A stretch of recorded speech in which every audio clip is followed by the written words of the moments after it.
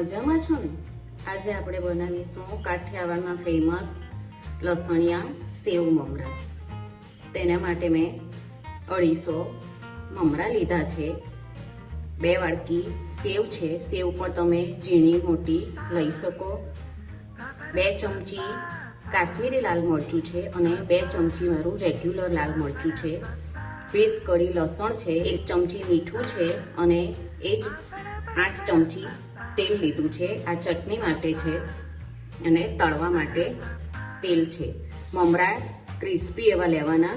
તમારે 2 કલાક તડકે મૂકવાનો અને ચોમાસામાં કે તમારે ત્યાં તડકો નહીં આવતો હોય ને તો તમારે પેનમાં એને શેકી લેવાના.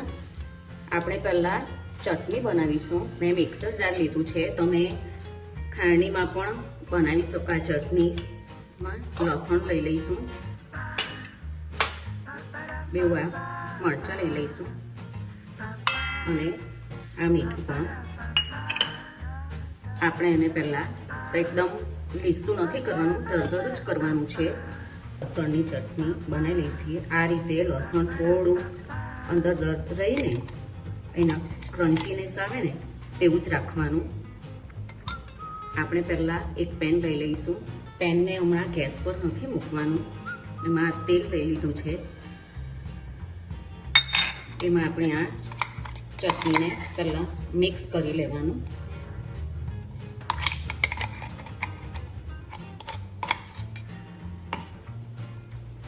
ગેસ પર આપણે બધું એકદમ મિક્સ થઈ જાય પછી જ મૂકવાનું.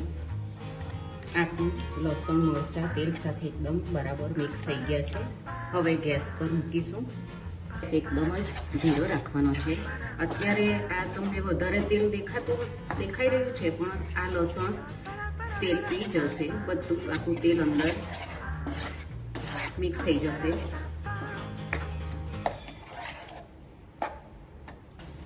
આપણી આ પેસ્ટ એકદમ સરસ બની ગઈ છે. જો તેલ પણ બધું અંદર શોષાઈ ગયું છે. હવે ગેસ બંધ કરી દઈશું અને એને ઠંડુ થવા દઈશું. ગેસ ચાલુ કરી દીધો છે. એક પેણીમાં તેલ લઈ લીધું છે. આપણે મમરા ડાયરેક્ટ નથી તળવાના. કોઈ પણ આ જરો કે કોઈ પણ આ રીતે મૂકીને આપણે તળવાનું છે. તેલ આપણું ગરમ થઈ ગયું છે. હવે આપણે આ રીતે થોડા થોડા મમરા નાખીને તળી લઈશું. આ રીતે કરવાથી આપણા મમરા એકદમ સરસ બની જશે.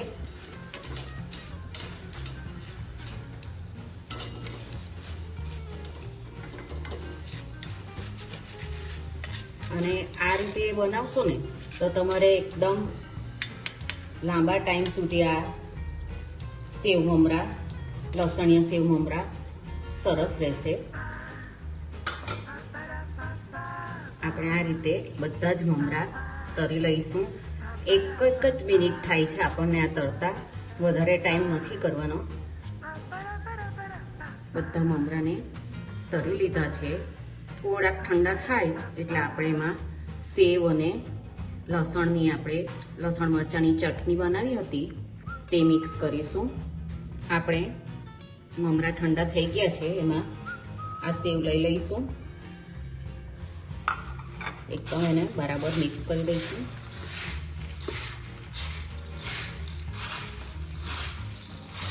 સેવનું પ્રમાણ બી તમારે વધારે જોઈતી હોય તો લઈ શકાય.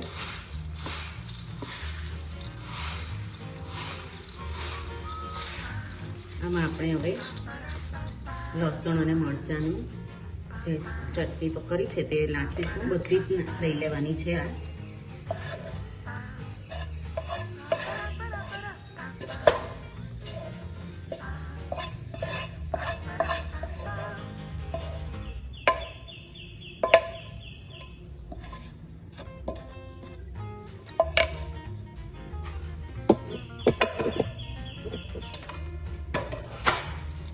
એકદમ હલકા હાથે આને મિક્સ કરવાનું. આપણા મમરા એકદમ ક્રિસ્પી છે.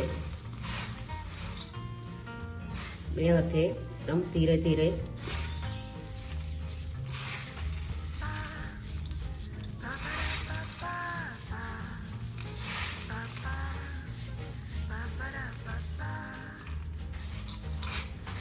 આપણા લસણિયા સેવ મમરા બનીને તૈયાર છે. અને એક એરટાઈટ ડબ્બામાં ભરીને તમે અઠવાડિયા સુધી એને ખાઈ શકો છો.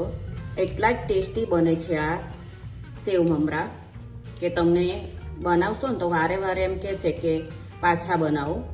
તમે પણ આ રીતે બનાવજો અને તમારા બાળકો વડીલો બધાને ખવડાવજો. ખૂબ જ ટેસ્ટી લાગે છે આ. ચાલો મને કહેજો બનાવીને કેવા લાગ્યા. આપણે પાછા મળીશું બીજી રેસીપી સાથે. આવજો.